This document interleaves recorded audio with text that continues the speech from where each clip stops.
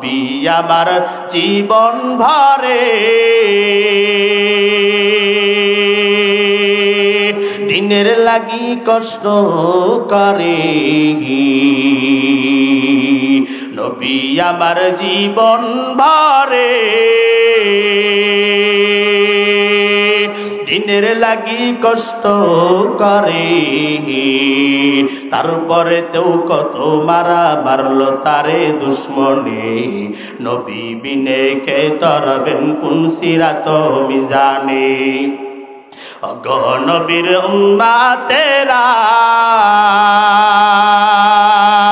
হয়ে আজি দিশাহারা কোরআন হাদিসের চলো যখন যাহা চাই মনে নবী বিনে কে তরবেন কোন সিরাত মিজানে নবী বিনে কে তরবেন কোন সিরাত মিজানে উম্মতের কান্ডারি নবী আহা কান্দেন উম্মতের লাগি এখনো কান্দে নবীজি শুয়ে মদিনার প্রাণে নবী বিনে কে তরবেন কোন সিরাত মিজানে মায়ার নবীর আদর্শ যারা মেনে নিবে মায়ার নবীর আদর্শ মোতাবেক চলবে আল্লাহ বলেন ওদের কবরগুলো জান্নাতের বাগান বানায় দাও ওই বান্দারে আর ডিস্টার্ব দিবি না মায়ার নবী আমার ডাক দিয়া বলেন ও সাহাবারা শুনে নাও কিয়ামত পর্যন্ত বান্দা ঘুমাবে কিয়ামতের ময়দানে উঠতে দেরি হবে আল্লাহ জান্নাত দিতে বেশি দেরি করবেন না আরে নবীর উম্মতের দল ওই বেঈমানের কবরেও প্রশ্ন হবে তিনটা রবের পরিচয় দাও ধর্মের পরিচয় দাও পয়গম্বরের পরিচয় দাও ডাক দিয়া বলবে হা হা লা দিরি আমি কিছুই জানি না ডাক দিয়া বলবেন পয়গম্বরের পরিচয় দাও হা হা লা দিরি আমি কিছুই জানি না আল্লাহকে ডেকে ডেকে বলবে রে মালিক তোমার এই নাফরমান নাকি কিছুই জানে না আল্লাহ তাআলা ডাক দিয়া বলবেন ও ফেরেশতারা এই নাফরমান আমি আল্লাহর ইবাদত করে না আমি আল্লাহর নিয়ামত খাইয়া দুনিয়ার জমিনের মধ্যে মানুষের উপর জুলুম করেছে অত্যাচার করেছি এ ফেরেশতারা ওই কবরের মধ্যে জাহান্নামের আগুন জ্বালায়া দাও ফেরেশতারা জাহান্নামের আগুন জ্বালায়া দিবে আর মার শুরু করে দিবে মায়ার নবী আমার বলেন কিয়ামত পর্যন্ত চলতেই থাকবে রে মুমিন মায়ার নবী আমার একদিন গুনগুন গুনগুন করে কান্নার আওয়াজ আম্মা জান আয়েশা সিদ্দিকা রাদিয়াল্লাহু তাআলা আনহা ডাক দিয়া বলেন মায়ার নবী আমি তো মাত্র ছোট্ট একটা মানুষ ওই 6 বছর বয়সে আপনার সঙ্গে আমার বিবাহ হয়েছে 9 বছর বয়স থেকে আপনার সঙ্গে আমি সংসার করি এ মায়ার নবী আমার কোনো বেয়াদবি হয়ে গেল নাকি আমি আয়েশা আপনার সঙ্গে কোনো বেয়াদবি করলাম নাকি ডাক দিয়া বলে রে আয়েশা তুমি আমার সঙ্গে বেয়াদবি করো না আমি নবী কান্না করি আমি ঘুমের ঘরে চিন্তা করে দেখলাম কিয়ামতের ময়দান তো এমন একটা ময়দান হবে ওই ময়দানে সন্তান তার মারে চিনবে না মা তার সন্তানকে চিনবে না কেউ কারো কিয়ামতের ময়দানে পরিচয় দিতে চাবে না আরে আয়েশা ওই কিয়ামতের ময়দানে আমার উম্মতের কি হবে আম্মা জান বলেন ও পয়গম্বর কিয়ামতের ময়দান কেমন হবে আয়েশা কিয়ামতের ময়দান এমন হবে ওই ইসরাফিল শিকার মধ্যে যখন ফু দিয়া দিবে সব মানুষগুলো উলঙ্গ অবস্থায় দৌড়াইতে থাকবে সব মানুষগুলো হাসরের ময়দানে দৌড় মারবে আম্মা জান ডাক দিয়া বলেন পয়গম্বর সব মানুষ যদি উলঙ্গ অবস্থায় থাকে ও পয়গম্বর দুনিয়ার জিন্দেগিতে মানুষ উলঙ্গ হইলে মানুষের দিকে তাকায় কথা বলেন ঠিক কিনা মানুষ যখন গোসল দেয় কত বেহায়াপনা সমাজের মধ্যে মানুষ আছে উকি দিয়া দিয়া দেখে কথা বলেন ঠিক কিনা আম্মা জান ডাক দিয়া বলেন পয়গম্বর তাহলে ওই দিন কেমন হবে আল্লাহর নবী বলেন এ আয়েশা শুনো ওই কিয়ামতের ময়দানের শাস্তির কারণে ওই ভয় থাকার কারণে কেউ কারো দিকে তাকাবে না সবার মাথা থাকবে আসমান দিকে সূর্যের দিকে। আয়েশা, সব মানুষগুলো উলঙ্গ অবস্থায় হাসরের ময়দানে দৌড়াইতে থাকবে। 50,000 বছর হবে হাসরের ময়দান, এক একটা দিন যাবে এক একটা বছরের সমান। আল্লাহর নবী বলেন ওই হাসরের ময়দানে মানুষগুলো যখন দাঁড়াবে, এরে আয়েশা, ওই সূর্য এই দুনিয়া থেকে লক্ষ লক্ষ মাইল উপরে বড় সূর্য, তবে চৈত্র মাসের রোদ সহ্য হয় না। কথা বলেন ঠিক কিনা? আল্লাহর নবী বলেন, এরা আয়েশা ভালো করে শুনো, মাত্র মাথার আধা হাত উপরে আসবে সূর্য, ওই সূর্যের তাপে ওই নাফরমান বান্দাদের মাথার মগজগুলো টাস টাস টাস টাস করে ফেটে যাবে। এরা আয়েশা, ওই মহিলারা যখন ভাত রান্না করে, রান্না পাতিলের নিচে জাল দিতে দিতে দিতে দিতে এক সময় পানিগুলো ফুটতে ফুটতে চালগুলো লাফ দিয়া পড়িয়া যায়।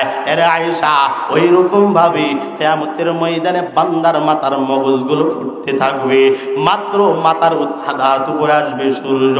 এই দিকে আল্লাহ ডাক দিয়া বলবেন, ওয়ামতাজুল ইয়াউমা আইয়ুহাল মুজরিমুন, এরে নেককারেরা গুনাহগার থেকে আলাদা হয়ে যাও, আলাদা হয়ে যাও। এরে গুনাহগারেরা নেককার থেকে আলাদা হয়ে যাও। ওই গুনাহগারেরা শুনবে না। অবশেষে আল্লাহ কুদরতি হাত দ্বারা যখন বাছাই করা শুরু করবে, মায়ার নবী আবার ডাক দিয়া বলেন, আয়েশা, ওই আল্লাহ যখন হাসরের ময়দানে কুদরতি হাত দ্বারা যখন বাছাই শুরু করে দিবে, ওই হাতের বাড়িগুলো লেগে জাহান্নামীগুলো তুলার মতো হাসরের ময়দানে উঠতে থাকবে, উঠতে থাকবে। এই দিকে আল্লাহ আবার বলবেন, লিমানিল মুলকুল ইয়াউম লিল্লাহিল ওয়াহিদিল কাহ্হার। আল্লাহ পাক রব্বুল আলামিন ডাক দিয়া বলবেন, আয় দুনিয়াতে যারা মানুষের উপর জুলুম করেছ, দুনিয়াতে যারা মানুষের উপর অত্যাচার করেছ, দুনিয়াতে যারা মানুষের উপর অত্যাচার করেছো, জুলুম করেছো, আয় আয়, আজকে তোরা কে কোথায় আছো? আয়, আজকে আমি আল্লাহর সামনে দাঁড়াইয়া যাও। দুনিয়ার জিন্দেগিতে বিচার করেছো, এর চেয়ারম্যান ভালো করে শোনো, গরিবের বিচার তুই করতে চাও নাই, কারণ গরিব তোরে টাকা দিতে পারে না। এই এমপি, গরিবের দিকে তাকাও নাই, কারণ গরিব তোরে টাকা দিতে পারো না, এই জন্য বিচার ঠিক মতো করো নাই। এ মেম্বার, গরিবের বিচার ঠিক মতো করো নাই। আমি আল্লাহ ওই গরিবরে যেমন বিচার করব, আমি আল্লাহ তোর তেমন বিচার করব। আল্লাহ বলেন, মানুষের উপর যারা জুলুম করেছো, অত্যাচার করেছো, তারা তাড়াতাড়ি আয়, সবগুলো একবারে হাজির হয়ে যাবে। আল্লাহ বলবেন, যাও যাও, এবার তোমাদের কি হবে? এই দিক দিয়ে জাহান্নাম আল্লাহকে ডাক দিয়ে বলবে, রে মালিক, ওই জাহান্নামী গুলোকে আবার দাও। আল্লাহ বলবেন, হে জাহান্নাম, একটু অপেক্ষা কর, একটু পরেই সব জাহান্নামী গুলোকে আমি আল্লাহ তোর মধ্যে দিয়া দিব। জাহান্নাম শুনবে না, জাহান্নাম জাগার মধ্যে থেকে দৌড়াইতে থাকবে, দৌড়াইতে থাকবে। ওই জাহান্নাম থেকে বড় বড় আগুনগুলো এসে হাসরের ময়দানে পড়বে, আর জাহান্নামীগুলো হাউমাউ করে কান্না করবে। আল্লাহর নবী বলেন, হে আয়েশা, ভালো করে শুনো, আমি নবী সিজদারত অবস্থায় থাকবো।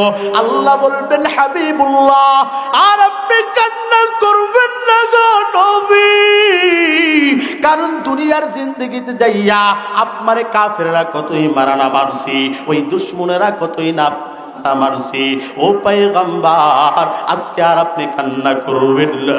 মায়ার নবী আবার ডাক দিয়া বলেন, আয়েশা শুনো, আমি নবী শুনবো না, কান্না করতেই থাকবো। আল্লাহ বলবেন, হাবিবুল্লাহ, ও নবী আমার, আপনি কান্না করবেন না, আমি আপনাকে জান জান আপনাকে আমি শাফাআত করার ক্ষমতা দিয়ে দিলাম। আজকে আপনি যার পক্ষে শাফাআত করবেন, আমি আল্লাহ তাকে বিনা হিসাবে জান্নাত দান করে দিব। हर गारी देने के तू तैयार है, जो ना बंगे उससे तू बेजार है। अरे नबीर उम्मतेर दल ওই হাসরের ময়দান এত ভয়ঙ্কর হবে। আল্লাহ বলেন, আল্লাহ বলেন ইয়াউমা ইয়াফিরুল মারউ মিন আখিহি ওয়া উম্মিহি ওয়া আবিহি ওয়া সাহিবাতিহি ওয়া বানিহি। ওই দিন স্বামী তার স্ত্রীর চিনবে না, স্ত্রী তার স্বামীর চিনবে না, মা তার সন্তানের চিনবে না, সন্তান তার মারে চিনবে না। বলো না এই দুনিয়াতেই সন্তান মা বাবার পরিচয় সহজে দিতে চায় না, কথা বলেন ঠিক কিনা? কেমন করে জানো? এই 2019 সালের করোনাকালীন ঘটনা আপনারা সবাই জানেন।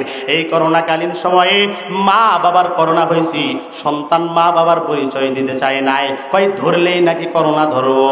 আবার কত মা কত বাবা সন্তানের পরিচয় দিতে চায় নাই, কারণ কয় ধরলেই নাকি করোনা ধরবে। হে পত্নীতলার মুসলমান শোনো, এই দুনিয়াতে যদি না পরিচয় দাও ওই আখিরাতের ময়দানে কেমন করে দিবে? আরে পত্নীতলার মুসলমান, এই জন্য নিজে আমলওয়ালা হও, সন্তানটারা আমলওয়ালা বানাও, স্ত্রীটার পর্দাওয়ালা বানাও। আরে আম্মা জানেরা, তোমাদের জন্য মাত্র 4টা কাজ, 4টা কাজ যদি তোমরা করতে পারো আল্লাহর নবী বলেন তোমাদেরকে বিনা হিসাবে আল্লাহ জান্নাত দান করে দিবেন।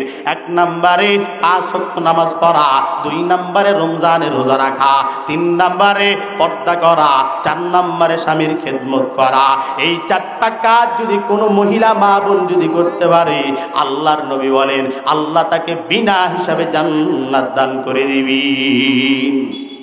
এখন বলো তো দেখি, এ পত্নীতলার মুসলমান, মরণ হবে না এটা বিশ্বাস করেন তো সবাই?